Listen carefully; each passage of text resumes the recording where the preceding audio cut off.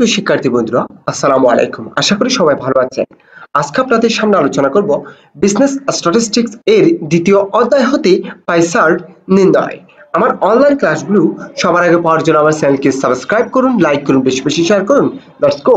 Draw a pie chart for the following data: cost of materials টাকা 40,000, cost of labor টাকা 30,000, manufacturing expenses টাকা 10,000, factory overhead টাকা 15,000, miscellaneous expense টাকা 5,000। প্রদত্ত প্রশ্নে কিছু খরচের উপাদান দেওয়া হয়েছে। এই খরচের উপাদান হতে পাই চার্ট নির্ণয় করতে বলা হয়েছে।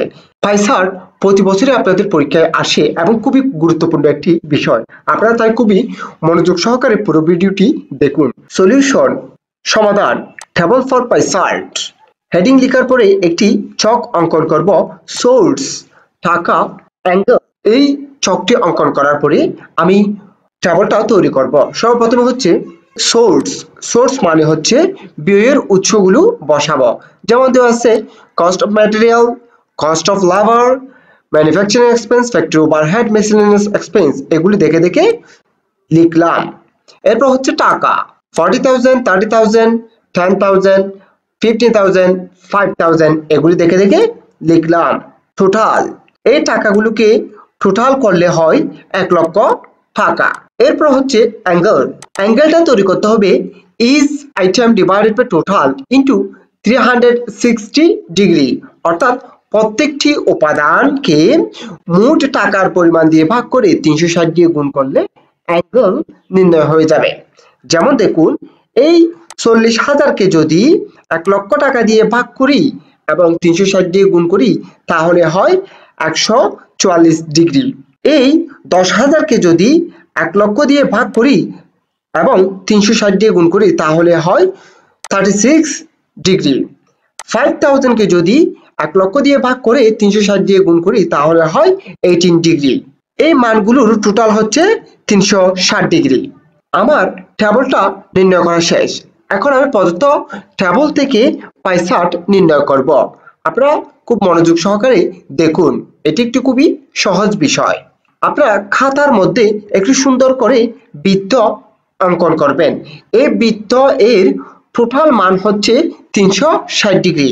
এই 360 ডিগ্রির কে যদি আপনি দুটি মধ্যখানে দাগ দেন সেই ক্ষেত্রে একটি কোণের মান হবে 90 ডিগ্রি। এইভাবে আপনি আন্দাজ করে ধরে নেবেন এবং এই মানগুলো কতটুকু জায়গা দখল করেছে সেটি চিহ্নিত করবেন। যেমন সর্বপ্রথম আমি এই যে কস্ট অফ ম্যাটেরিয়াল 144 ডিগ্রি এটি চিহ্নিত করতেছি। এই যে 144 ডিগ্রি মানে হচ্ছে 90 ডিগ্রির চেয়ে একটু বেশি, তাই আমি এই পুরোটাই 144 ডিগ্রি দিয়ে কালার করে দিয়েছি। এরপর হচ্ছে 108 ডিগ্রি কস্ট অফ লেবার। মজুরি ব্যয় হয়েছে 108 ডিগ্রি, তাই আমি এই 108 ডিগ্রি দিয়ে এই কালারটা করে দিয়েছি। এরপর হচ্ছে 36 ডিগ্রি ম্যানুফ্যাকচারিং এক্সপেন্স। উৎপাদন ব্যয় হচ্ছে 36 ডিগ্রি, তাই আমি এই যে 36 ডিগ্রি কালার করে দিয়েছি।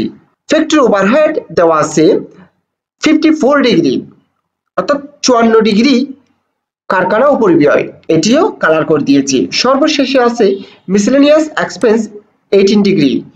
বিবিধ খরচ দেওয়া আছে 18 ডিগ্রি, সেটি আমি এখানে সাদা কালার করে দিয়েছি। নিচে আমি দিয়েছি ফিগার পাই চার্ট। আমার পাই চার্ট অঙ্কন করা শেষ। আমি আবার একটু বুঝিয়ে দিচ্ছি।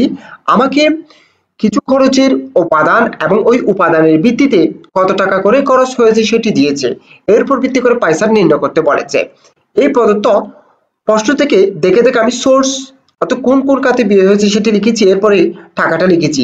টাকাটা টোটাল করে 1 লক্ষ টাকা পেয়েছি এবং ওই 1 লক্ষ টাকা দিয়ে প্রত্যেকটাকে ভাগ করে 360 ডিগ্রি দিয়ে গুণ করে আমি অ্যাঙ্গেল নির্ণয় করেছি।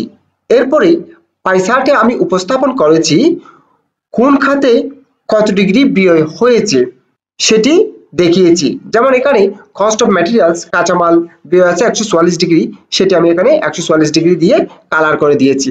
আশা করি পাই চার্ট নির্ণয় করা আপনারা খুব ভালোভাবে বুঝতে পেরেছেন। যদি ভালোভাবে বুঝে থাকেন আরো বেটার ক্লাস পাওয়ার জন্য, আমার অনলাইন ক্লাসগুলো সবার আগে পাওয়ার জন্য আমার চ্যানেলকে সাবস্ক্রাইব করুন, লাইক করুন, বেশি বেশি শেয়ার করুন। সুস্থ থাকুন, নিরাপদে থাকুন। আসসালামু আলাইকুম।